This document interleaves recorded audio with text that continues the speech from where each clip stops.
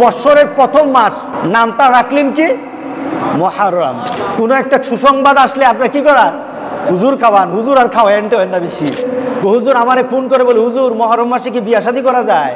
আমাদের সমাজে মুহররম মাস হলো সুখের মাস, আর আল্লাহ বলতেছেন মুহররম মাস হলো সম্মানিত মাস। আশুরার দিনে যদি ভালো ভালো কেউ খান, তাহলে সারা বছর আল্লাহ শুধু আপনার ভালো খাওয়াইব।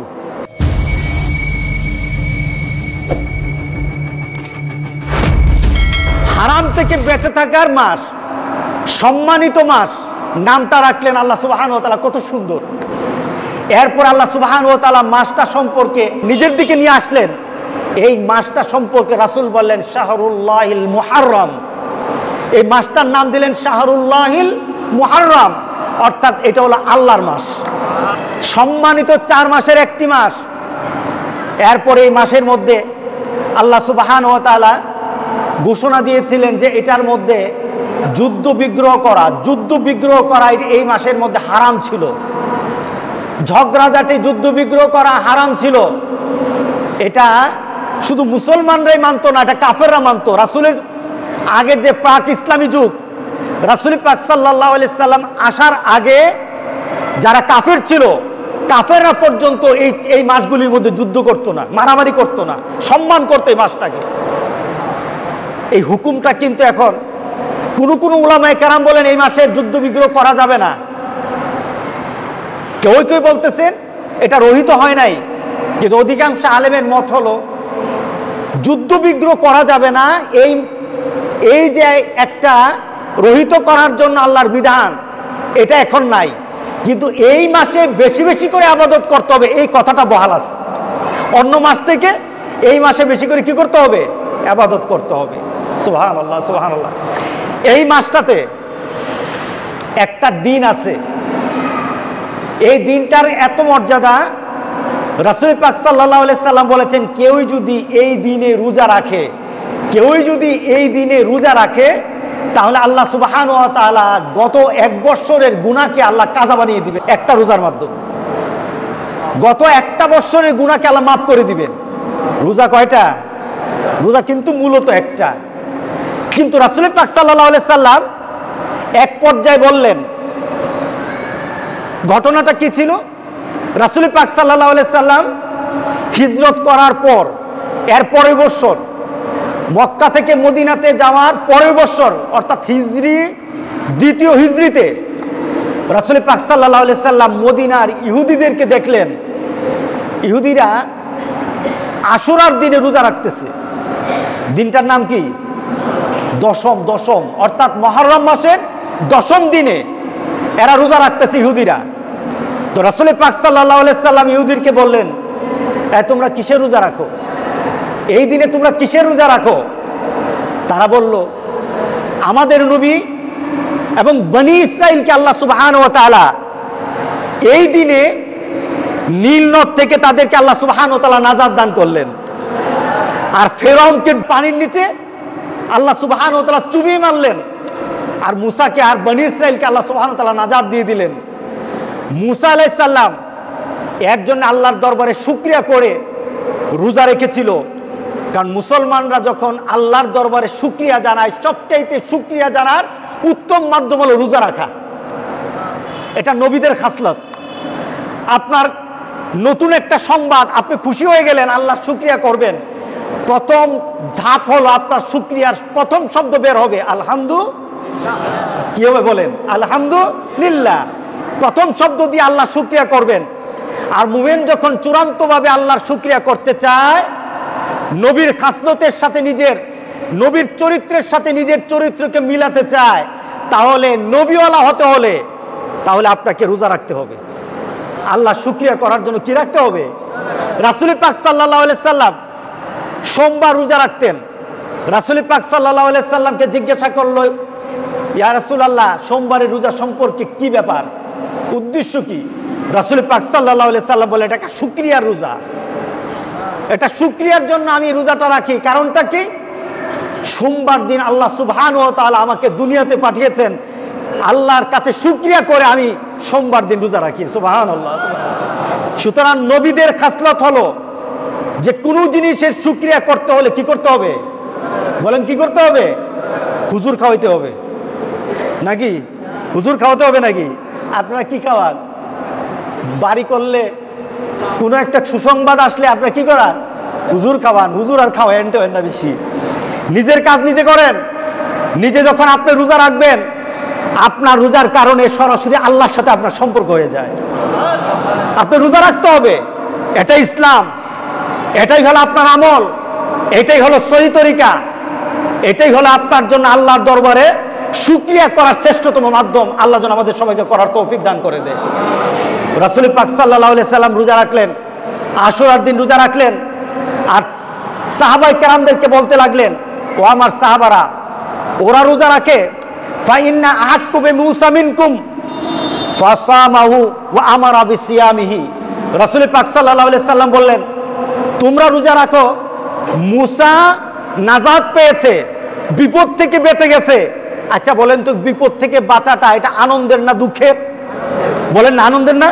এটা হলো আনন্দের। আনন্দের কারণে মুসা আলাইহিস সালাম রোজা রাখলো, তার সাথীরা রোজা রাখলো, ইহুদিরা রোজা রাখে, রাসূল রোজা রেখেছেন, সাহাবায়ে কেরামকে রোজা রাখার কথা বলেছেন। সুতরাং আশুরার দিন হলো আনন্দের দিন, আশুরার দিন কোনো দুঃখের কষ্টের দিন না। এটা হলো মুসলমানের কথা। কথা ঠিক আছে কিনা বলেন? বর্তমানে শুধু না, রাসূল পাক সাল্লাল্লাহু আলাইহি সাল্লাম এই কথাও বললেন, এক পর্যায়ে বললেন, আমি যদি বেঁচে থাকি আগামী বছর আমি একটা রোজা রাখবো না, ইহুদিরা একটা রাখে, আমি রাখবো দুইটা, কারণ ইহুদিরা যেটা করবে তার বিপরীত আমরা করব। এক পর্যায়ে রাসূল পাক সাল্লাল্লাহু আলাইহি সাল্লাম দেখলেন যে ইহুদিরা কালো দাড়ি সাদা হয়ে গেলে কালো হিজাব দেয়, এটাকে কি বলে? হিজাব, অর্থাৎ কালো রং দেয়, কালো রং দেয়। রাসূল পাক সাল্লাল্লাহু আলাইহি সাল্লাম দেখলেন ইহুদিরা সাদা দাড়িতে কালো রং দেওয়াটাকে পছন্দ করে। সাহাবায়ে কেরামকে বললেন, সব রং দাও কিন্তু কালো রং দিও না, কারণ ইহুদিরা যেটা দেয় তার উল্টাটা করবা। সব রং দাও কিন্তু কালো রং দিবা না, কারণ ইহুদিরা কালো রং দেয়, এটা ইহুদিদের চিহ্ন, ইহুদিদের চিহ্ন। রাসূল পাক সাল্লাল্লাহু আলাইহি সাল্লাম তাদের বিপরীত করতে গিয়ে বললেন কি, তোমাদের জন্য আমি যদি আগামী বছর বেঁচে থাকি তাহলে আমি দুইটা দিনের রোজার কথা তোমাদেরকে বলবো এবং আমিও রাখবো। সেটা হলো আশুরা হলো 10 তারিখে, 9 তারিখ 10 তারিখ, অথবা 10 তারিখ 11 তারিখ, যে কোনো দিনের দুটো দিন। 9 তারিখ রাখলে 10 তারিখ রাখবেন, যদি 10 তারিখ রাখেন তাহলে কোন দিন রাখবেন? 11 তারিখ রাখবেন। রাসূল পাক সাল্লাল্লাহু আলাইহি সাল্লাম বললেন যে কোনো আমার উম্মত যদি এই দুইটা রোজা রাখে তার জন্য আল্লাহ সুবহানাহু ওয়া তাআলা গত 1 বছরের গুনাহকে আল্লাহ মাফ করে দিবেন। রাখা দরকার আছে কিনা বলেন? হ্যাঁ, রাখা দরকার আছে।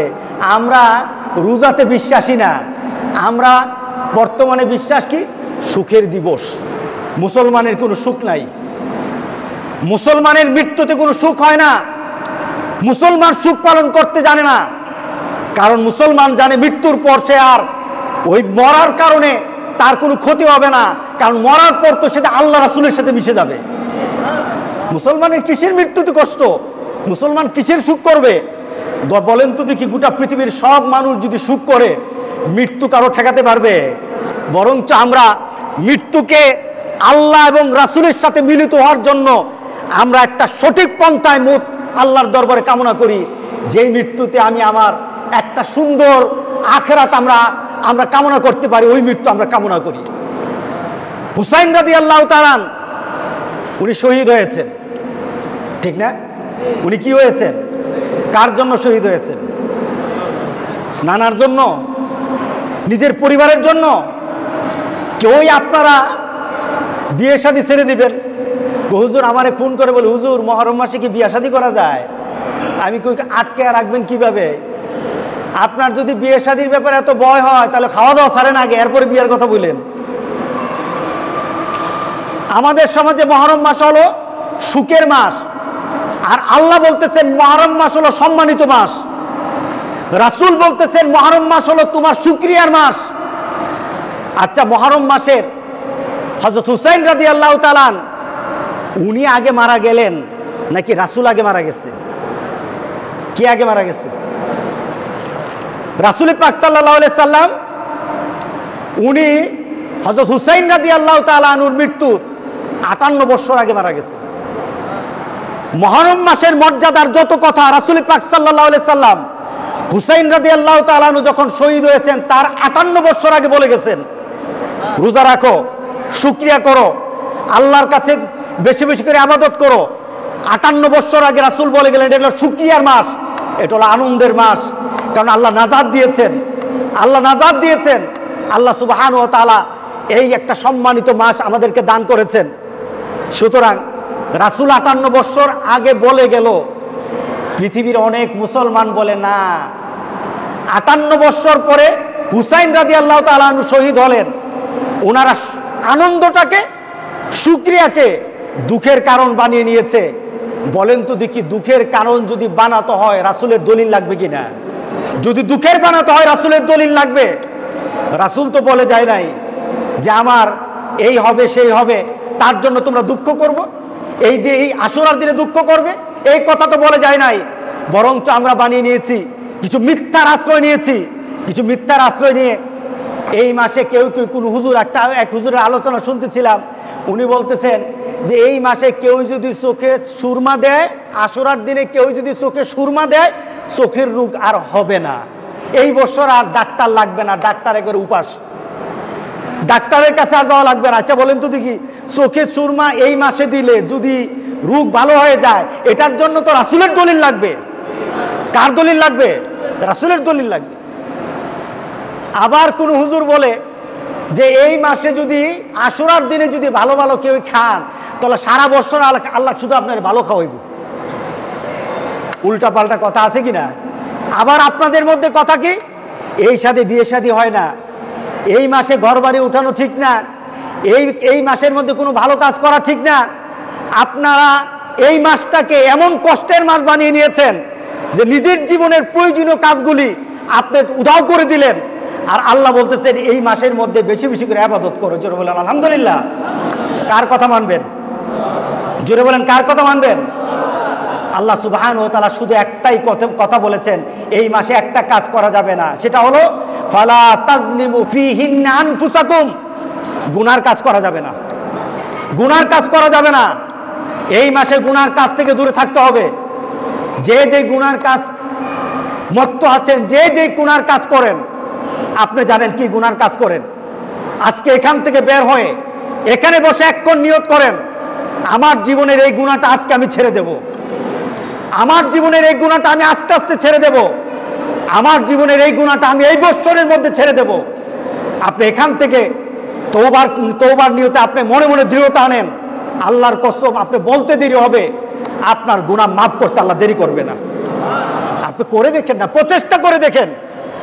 ক্ষমার মালিককে, ক্ষমতা দিবে কে? আল্লাহ সুবহানাহু ওয়া তাআলা দিবেন। সুতরাং এই মুহররম মাসকে আমরা এইভাবে পালন করতে চাই যেভাবে মুহাম্মদ রাসূলুল্লাহ সাল্লাল্লাহু আলাইহি সাল্লাম পালন করেছেন। রাজি আছেন তো সবাই? কি করব বলেন, বলেন কি করবেন? হ্যাঁ, কি করবেন বলেন? প্রথম কথা হলো এই মাসে দুটো রোজা রাখবো। কয়টা রোজা রাখবো বলেন? কয়টা রোজা রাখবো? হুজুর রমজান মাসে রোজা রাখি না, আর আপনি আছেন এটা রোজা রাখতে? হ্যাঁ, রমজান মাসের রোজাই ভালো করে রাখি না। আমার কাছে একটা ডাটা আছে, আমার কাছে একজন এসে বলতেছে, হুজুর আমরা বাজারে থাকি, আপনি তো টের পান না, আপনি তো মসজিদের মাদ্রাসায় থাকেন, টের পান না হুজুর। বর্তমানে হুজুর শতকরা 70 থেকে 75 জন মানুষ রোজা রাখে না, বিভিন্ন কারণে রোজা ছেড়ে দেয়।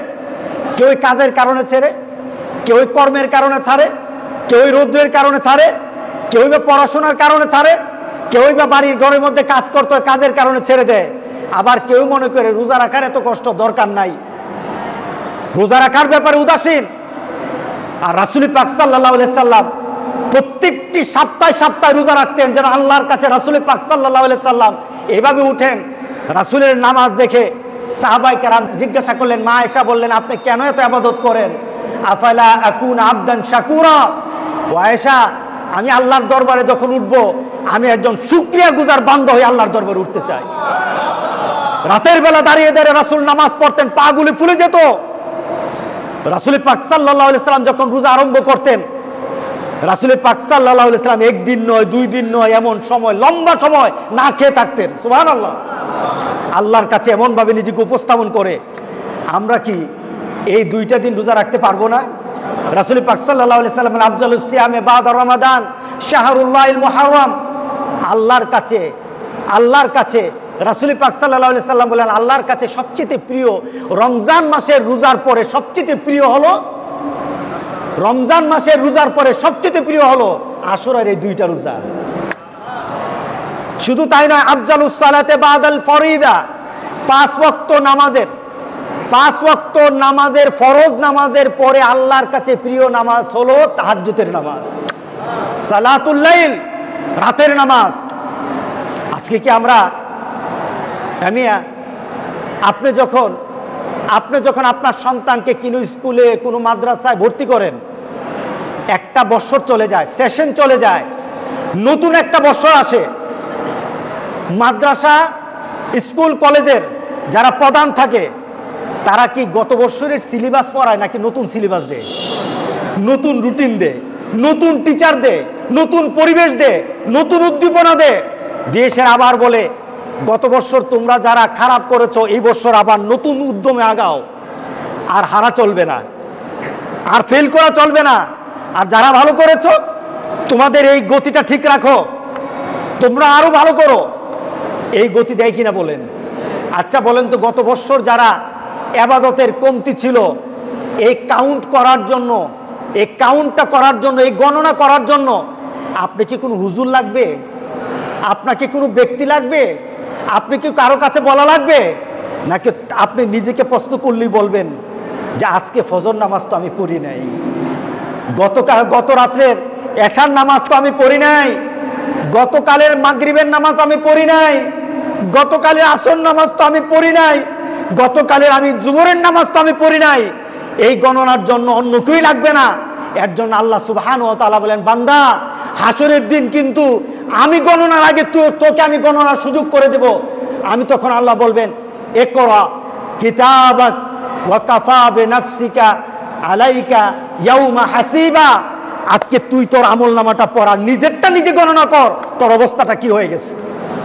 কাল হাসরের দিন নিজেরটা নিজে গণনা করবেন। আমরা কি সবাই তওবা করতে পারবো? আমাদের গত বছরের হারিয়ে যাওয়া, ফেলে দেওয়া, ভুলে যাওয়া আল্লাহর যত বিধান আছে, আল্লাহর যত অর্ডার আছে, আর মুহাম্মদ রাসূলুল্লাহ সাল্লাল্লাহু আলাইহি সাল্লামের যত নীতি আছে, মাবুদ আমি যেন আগামী একটা বছর ভুলে না যাই, নতুন ভাবে যেন আমি আবার নিজেকে প্রস্তুত করতে পারি, নতুন একটা ক্যালেন্ডার বানাবো। এই ক্যালেন্ডার হবে আল্লাহর ক্যালেন্ডার, এই ক্যালেন্ডার হবে মুহাম্মদ রাসূলুল্লাহ সাল্লাল্লাহু আলাইহি সাল্লামের ক্যালেন্ডার হবে। এই চিন্তা নিয়ে নতুন করে একটা ক্যালেন্ডার সাজাবো। রাজি আছি কিনা বলেন? ইনশাআল্লাহ বলি। আল্লাহ যেন আমাদের সবাইকে তৌফিক দান করে। জোরে বলেন আল্লাহুম্মা আমিন, জোরে বলে আল্লাহুম্মা আমিন। যে আল্লাহ বলেছেন ওয়ালাস ইন্নাল ইনসানা লাফি খুস, মানুষ ক্ষতিগ্রস্তর মধ্যে আছে। গত একটা বছর যার চলে গেছে, যে আল্লাহর ইবাদত করতে পারে নাই, ইল্লাল্লাযীনা আমানু ওয়া আমিলুস সালিহাত ওয়া তাওয়াসাউ বিল হক ওয়া তাওয়াসাউ বিস সবর, এই 4টা নীতি যার মধ্যে নাই, আল্লাহ বলছেন দুনিয়া তো তোমার লস, আখিরাত তো লস। আল্লাহ যেন আমাদেরকে এই লসের মধ্যে না ফেলে দেন। আমিন আমিন। ওয়া আখির দাওয়ানা আনিল হামদুলিল্লাহি রাব্বিল আলামিন। আসসালামু আলাইকুম ওয়া রাহমাতুল্লাহি ওয়া বারাকাতুহু।